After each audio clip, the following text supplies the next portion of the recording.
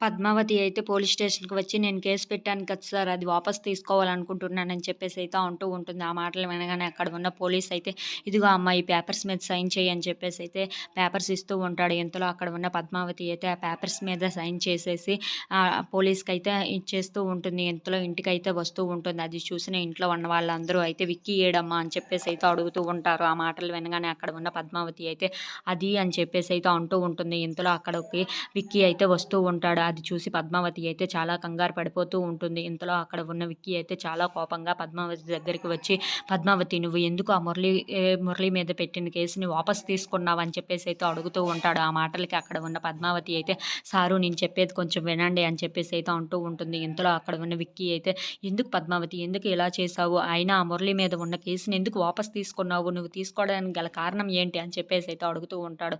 ఆ మాటలకి అక్కడ ఉన్న పద్మావతి అయితే, సారు నేను చెప్పేది కొంచెం వినండి సారు" అని చెప్పేసి అయితే మీరు కొంచెం కోపం తగ్గించుకొని నేను చెప్పేది వినండి అని చెప్పేసి అయితే అంటూ ఉంటుంది.